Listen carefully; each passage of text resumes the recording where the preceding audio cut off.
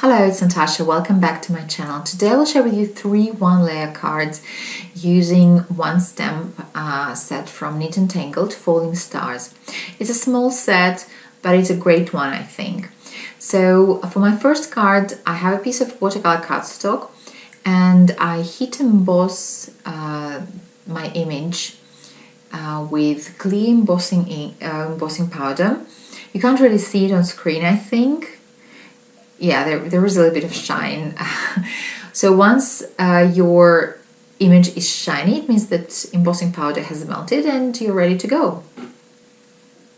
So I'm using Pickford Studio watercolors. I love these watercolors. They're so vibrant and so pigmented. You really need a small drop and it will go a long way. I apply watercolors onto my heat embossed panel with a broad brush. I'm going for a rainbow order here, so I have red and yellow, which will give me orange, and then I have aqua blue color. So, and I just sort of keep applying watercolors until I'm happy with the way it looks. I use paper towel to wipe off my brush and to dry it a little bit. So yeah, and once I'm happy with this color patch, I put it aside to dry and I start working on my second card. For the second card, I'm using Catherine Pooler inks and again rainbow colors, and I'll just stamp the image on the panel in different directions. You will see what I'm saying in a second. So I stamp it a little bit off page, and then I rotate the stamp and stamp it again in a different color. The name of this set is Falling Stars, but they don't have to be falling, right? They can also sort of rise from the ground, like, you know, sometimes in cartoons or in films when something magical is happening, you see these stars all over the place. So I encourage you to experiment with the stamps you have.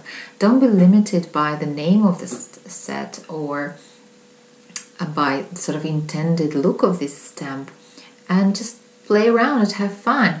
Now I'm inking 3 little stars that are at the bottom of the stamp with purple ink, and I fill in the gaps on my panel with this purple star. So here's another way to stretch your supplies. You don't have to stamp the entire image. You can stamp just part of it and it will give you sort of a different look.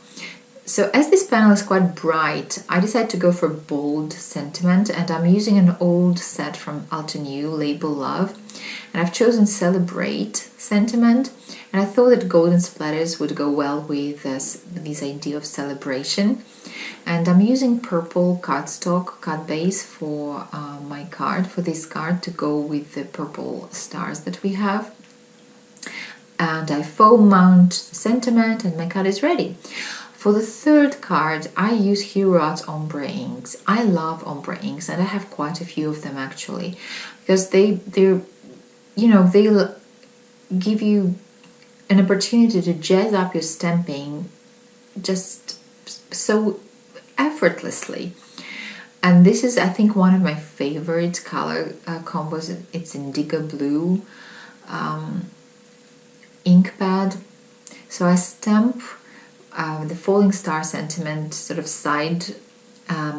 sideways on one side, and then I rotate the stamp and stamp it on the other side as well. And you see, it gives it a completely different look, a sort of a star belt on the panel. And I want to heat emboss the sentiment, as I'm going for 1-layer cards today. I want to heat emboss the sentiment, and for the sentiment I've chosen a set from W+9 Holiday Trimmings, which is one of my favorite holiday stamp sets, and there are beautiful sentiments there, beautiful font, and I went for Merry and Bright sentiment. But before heat embossing it, I decided to do a test run, and I sort of to check whether my panel is dry, and as you see it's not, so embossing powder sticks to it. So I put it aside to dry and I go back to my first card. I want to iron off the embossing powder, sorry. For this you need just a clean piece of paper and your iron. Heat of the iron will sort of remelt embossing powder and it will stick to a scrap piece of paper. Now you can see on screen the traces of stars that I removed from the panel.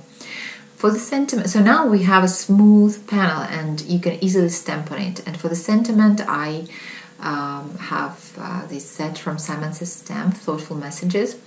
And I stamped it, I think, like 3 times to ensure I have crisp and dark image. And I adhere the card onto yellow card base and my card is ready. And now let's finish the third card. I prep it with embossing body. But as you will see in a second, I didn't really do a really good job with this. So I use grid on my mat to align sort of my sentiment. And although I gave time to my panel to dry and I used embossing body, still some embossing powder sticks to the panel and I remove it with a dry brush. And still, there are still some specks of gold on some of the stars, but you know what? It worked fine in the end. They actually looked interesting.